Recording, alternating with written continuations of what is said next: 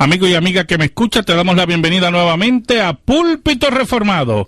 Te habla el reverendo Carlos Cruz Moya y te invitamos a que te quedes con nosotros en la próxima hora para que escuches palabra de Dios, la palabra que no se equivoca, la palabra que no vuelve atrás vacía, esa palabra que como espada de dos filos penetra hasta lo más profundo del corazón del hombre y la mujer.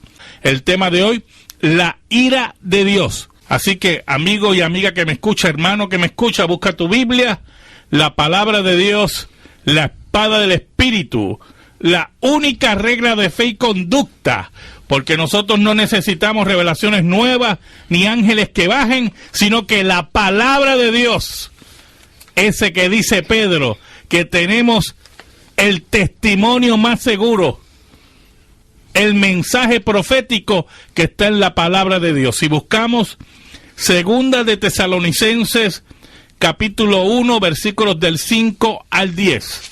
Segunda de Tesalonicenses, capítulo 1, versículos del 5 al 10. Y dice así la palabra de Dios: esto es demostración del justo juicio de Dios, para que seáis tenidos por dignos del reino de Dios, por el cual asimismo padecéis. Porque es justo delante de Dios pagar con tribulación a los que os atribulan, y a vosotros que sois atribulados, daros reposo con nosotros, cuando se manifieste el Señor Jesús desde el cielo con los ángeles de su poder, en llama de fuego, para dar retribución a los que no conocieron a Dios, ni obedecen al Evangelio de nuestro Señor Jesucristo, los cuales sufrirán pena de eterna perdición, excluidos de la presencia del Señor y de la gloria de su poder, cuando venga en aquel día, para ser glorificado en sus santos y ser admirado en todos los que creyeron, por cuanto nuestro testimonio ha sido creído entre vosotros. Amén. Hermanos, para el siglo II surge un personaje llamado Marción,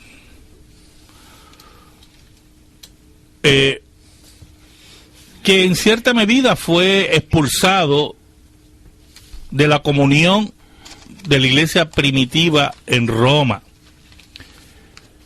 Marción, declarado posteriormente hereje, había enseñado en cierta medida de que el Dios del Antiguo Testamento era un Dios de ira insanguinario y del Nuevo Testamento era un Dios de amor. Una dicotomía que rompía la unidad de la revelación bíblica y que creaba otro tipo de enseñanza o secta.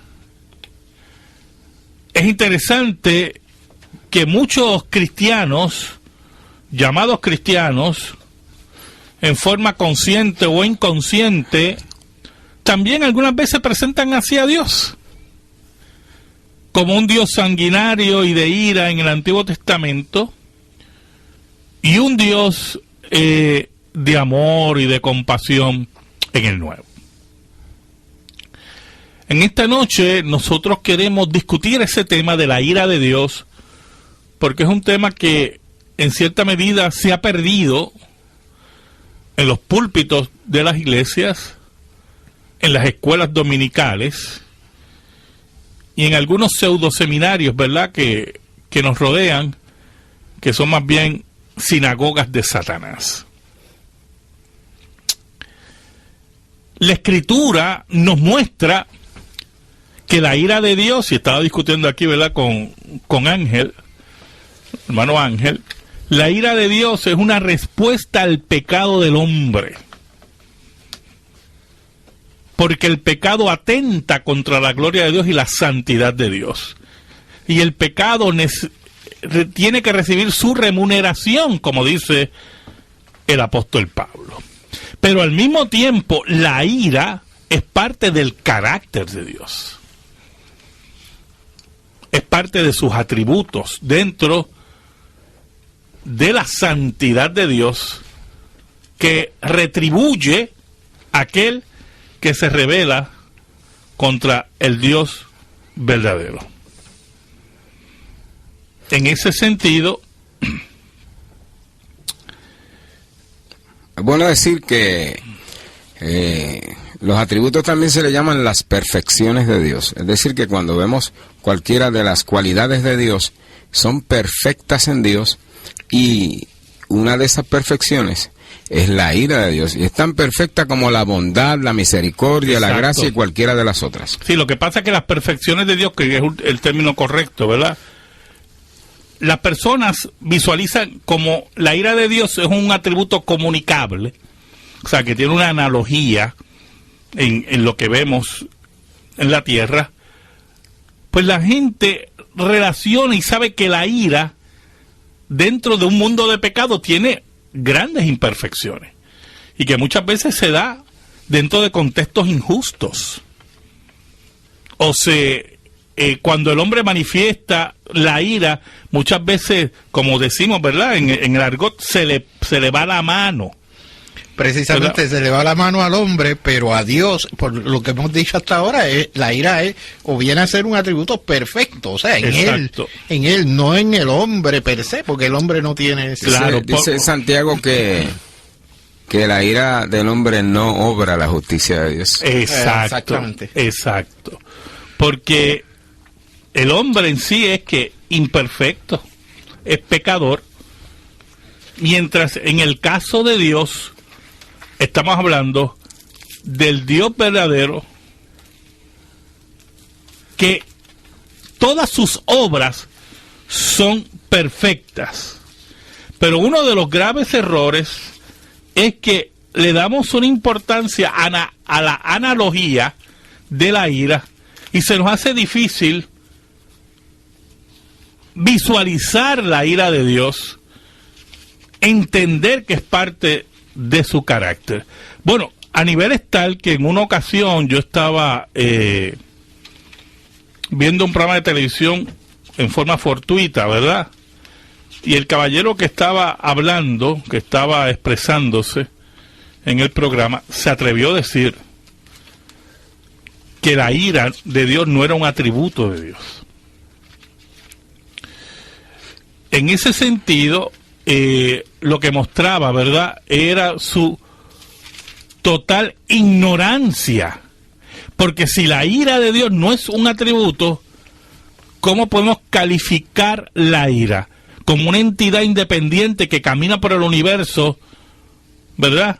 De forma impersonal. De forma impersonal, que Dios la utiliza como instrumento. Como instrumento, la captura como si fuera una moira, ¿verdad?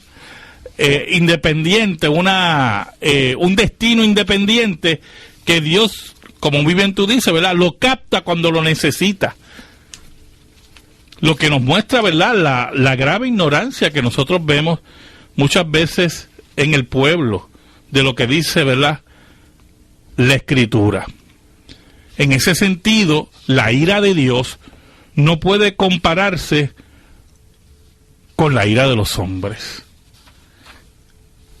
Y al mismo tiempo no podemos ¿qué? Eliminarla porque no nos gusta. O sea, no atribuírsela al Señor. Exacto, decir que Dios no se aira porque Dios... Eso sería una imperfección, o ajá, sería pecado, sería malo. Exacto. Entonces, como si Dios fuera un Winnie the Pooh cósmico ahí, ¿verdad? Esto me hace gracia en cierta medida, porque pastores, existen iglesias y pastores en la actualidad que niegan, o no que niegan, sino que le restan actualidad o vigencia al Antiguo Testamento. Exacto. Y quizás es por eso, porque no ven en esa ira al Dios de amor que quieren encontrar o ver en el Nuevo Testamento. Y entonces ya esta dicotomía que se habló al principio, pues rompe y produce entonces dos Biblias aparte una de la otra, y ya estamos sincretizando que es un error de interpretación. Definitivo. Decir que en el Nuevo Testamento no se ve la ira. No se ve la ira de Dios, es incorrecto. Que lo vamos a demostrar, ¿verdad? Claro, Aquí. Pero sí. mire, me gustaría que fuéramos al Salmo 50, los hermanos que nos oyen por la radio, para que veamos que ese error de anular la ira de Dios porque la comparamos con la ira de los seres humanos, pues no es nuevo, porque no hay nada nuevo debajo del sol. Y mire cómo dice el salmista, ¿verdad? En el Salmo 50, y vamos a leer desde el versículo 20. Dice: tomabas asiento y hablabas contra tu hermano, contra el hijo de tu madre ponías infamia. Estas cosas hiciste y yo he callado. Pensabas que de cierto sería yo como tú, pero te reprenderé y las pondré delante de tus ojos. Entended ahora esto, lo que os olvidáis de Dios, no sea que os despedace y no haya quien os libre. O sea, muchos piensan que Dios es como ellos, y dicen: tú piensas que yo soy como tú. Y eso no es así, hermano. La ira de Dios parte de su santidad, y es lo que llamamos regularmente la ira santa de Dios, porque responde contra el pecado, responde contra la maldad de los seres humanos. Ahora, desde el Antiguo Testamento nosotros vemos las manifestaciones de la ira de Dios. Con la expulsión de Adán y Eva del paraíso, tenemos ahí una de las primeras manifestaciones de la ira de Dios. El castigo sobre Adán, el castigo sobre Eva, el castigo sobre las serpientes, son manifestaciones de la ira de Dios. Porque su ley ha sido quebrantada y el pecado se ha revelado. Recuerde que el pecado en sí es rebelión contra Dios. Rebelión contra Dios. Y por eso la Biblia dice de los impíos que Él se ríe de ellos, porque ve que viene su día. Ve que viene su día. Ahora, si seguimos leyendo Génesis, nosotros vamos a observar varias instancias donde la ira de Dios es manifestada. La mayor de ellas, que es un modelo de la ira final en el fin del mundo, es el diluvio. El diluvio. El diluvio, donde Dios se cansó de los pecados de la humanidad. Y en el diluvio tenemos la manifestación y modelo y tipo de cómo será la ira de Dios al final de los tiempos. Que se piensa que por esa muy buena ilustración acerca de un hecho real, pues que estamos presentando, se presenta un Dios sanguinario, que no tiene amor. Que no tiene amor. Y entonces empiezan a crear un Dios bonachón, ¿no? Sí, el Winnie the Pooh cósmico. El Winnie the Pooh que no hace mal, que Dios no castiga a nadie. Exacto. Que Dios no reprende a nadie. Pero no de dónde, sobre qué bases pueden extraer un carácter como ese. ¿Cómo llamamos eso en teología? Idolatría. Ajá. Un ídolo, ¿verdad, Ángel?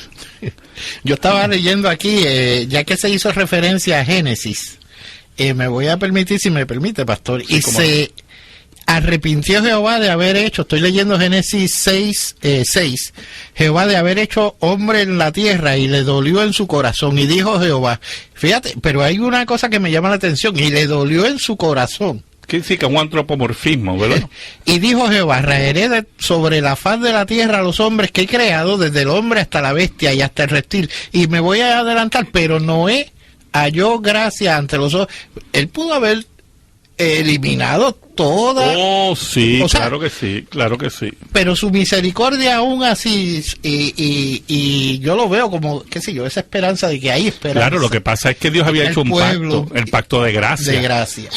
Y el pacto de gracia estaba presente, ¿verdad? Y él honrando. Y por eso que es muy importante que entendamos que Dios mandó a crear el arca, pero los que iban a ir eran 8, ¿yo?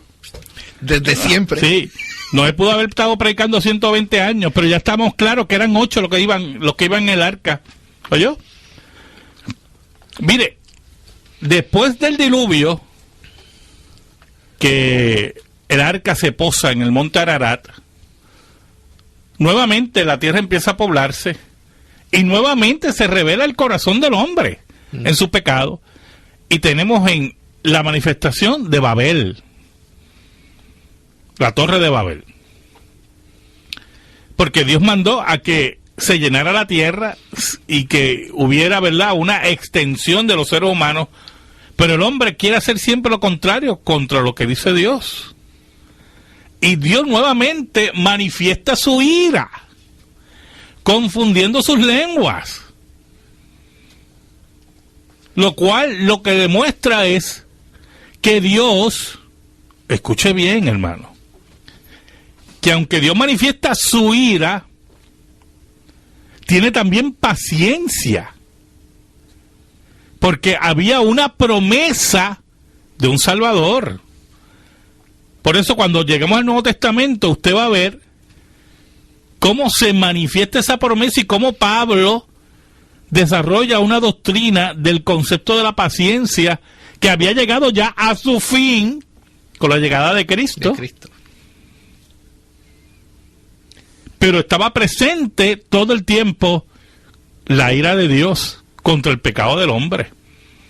Y que no va a haber ningún ser humano que no se quede con la retribución de parte de Dios. En todos los casos que hasta ahora hemos presentado y presentaremos, se muestra que la ira de Dios es justa. Exacto. Es buena y es santa. Y es, como al principio dijimos, el efecto contra el pecado.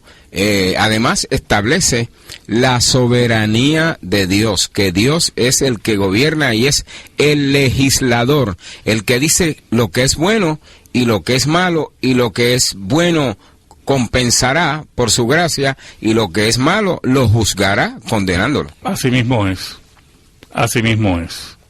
Por lo tanto, si hacemos una definición bíblica y teológica del concepto de la ira de Dios, estamos hablando de un atributo perfecto, como muy bien dijo Ángel,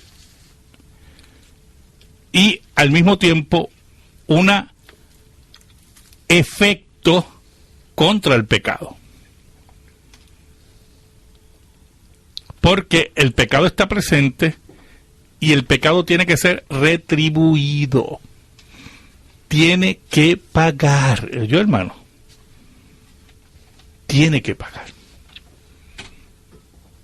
Y se acercan esos días donde la ira de Dios será manifestada en toda su extensión, y el plan de Dios culminará con el triunfo total de la novia de Cristo y del Cordero, porque pelearán contra el Cordero y el Cordero vencerá. Posteriormente a la Torre de Babel, sabemos que Dios llama, ¿verdad?, a Abraham para crear un pueblo y bendecir a las naciones. Y después que tiene a Isaac y posteriormente surge Jacob, surge el pueblo de Israel. El pueblo de Israel cae como esclavo en Egipto,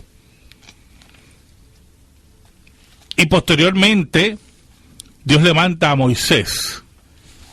Cuando Moisés va contra Faraón, y aquí entramos en un fenómeno muy importante, hermano, dentro del texto bíblico, porque está la manifestación de la ira de Dios dentro del pacto de Dios, y está la manifestación de la ira de Dios fuera del pacto. La ira de Dios contra su pueblo por rebelde, y la ira de Dios contra Faraón y los impíos. O sea que la ira de Dios no se limita ni a los impíos ni al pueblo de Dios. Tiene dos estadios para establecer los límites y para establecer la soberanía sobre todas las cosas, para que los seres humanos fuera y dentro del pacto sepan que Dios tiene el control.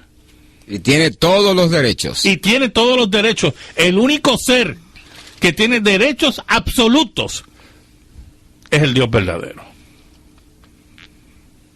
Y cuando Moisés va donde Faraón, va donde un rey gentil, fuera del pacto de Dios, un incircunciso, en el sentido espiritual, oiga, y es interesante porque el faraón se resiste, la historia que la conocemos muy bien, y las plagas de Dios eran contra los dioses. La ira de Dios, no solamente contra los egipcios, sino también contra todos los dioses egipcios.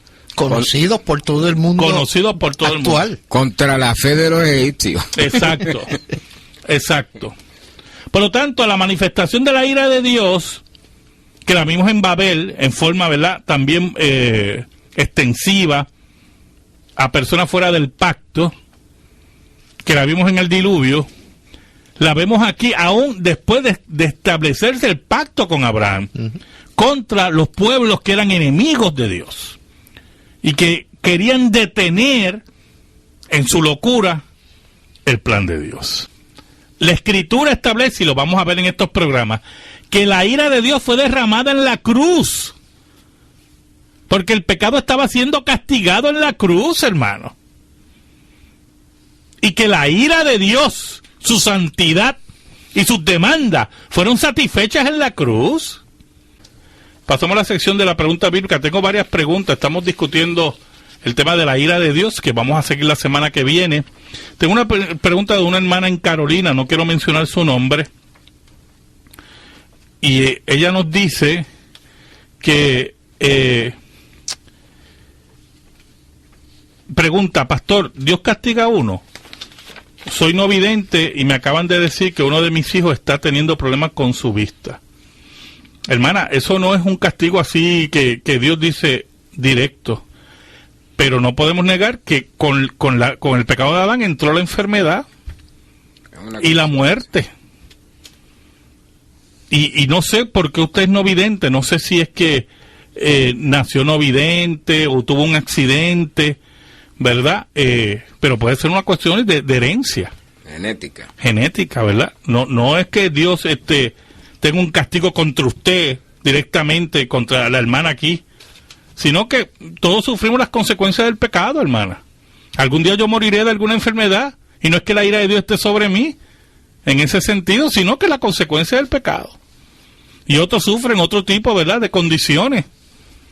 Así que no es eso, hermana. Y oramos por usted. Oye, oramos por usted. Tengo otras preguntitas por aquí muy interesantes. Tengo un hermano en Atorrey, no voy a mencionar su nombre. Dice que se convirtió y fui adicto y no lo puede dejar. Dios discrimina contra mí. ¿Dónde está la nueva criatura? ¿Qué tú contestarías a eso, Andrés? Bueno, nosotros... habría que ver el caso particular. Claro que sí. Claro que sí, hay que ver el caso particular. Ahora, si hemos nacido de nuevo, podemos tener situaciones en las que vamos desarrollando. Esto es una lucha. Esto es una lucha, ¿entiendes? Y eso puede pasar. Y hay que ver el caso. Posiblemente el hermano necesita entrar en un programa. Ciertamente. Posiblemente puede pensar, no, ya acabo de salir del programa, pues posiblemente tenga que volver. Posiblemente necesita otro tipo de ayuda. Pero usted va a estar luchando con su pecado toda la vida. Yo quiero anunciarle desde este micrófono que lo que dice el apóstol Pablo en Romanos 7, si usted lee en su casa Romanos 7, lo que usted está luchando es lo que luchaba el apóstol Pablo. Pero al final tiene unos versículos importantes de Romanos 7. Si Andrés lo puede leer, ¿verdad? Lo último del capítulo. 2 o 3 versículos, sí, y el último. Porque no hago el bien que quiero, sino el mal que no quiero, eso hago. Y si no hago lo que no quiero, ya no lo hago yo, sino el pecado que mora en mí.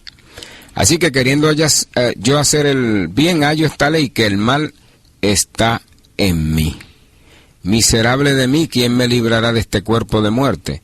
Gracias doy a Dios por Jesucristo, Señor nuestro.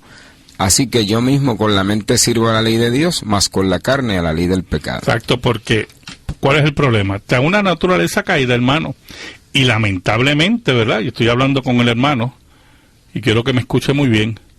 Pues usted entró en unas prácticas pecaminosas que son de graves ataduras y que posiblemente tenga que luchar toda la vida contra eso. Yo quería añadir también que no necesariamente drogas, cualquier tipo de vida que hayamos tenido antes de reconocer en Cristo nuestro Salvador, vamos a estar luchando con eso, y eso se llama un proceso de santidad. Exacto. Vamos a caer en ese proceso y vamos a tener que ser fuertes ante esa situación y buscar cualquier ayuda que podamos. Sí, hay que tomar decisiones también. Exacto. No se puede uno dejar, uno tiene que tomar decisiones y decir, bueno, esto es lo que yo quiero hacer, y buscar ayuda donde sea necesario, pero no se puede ir a justificar.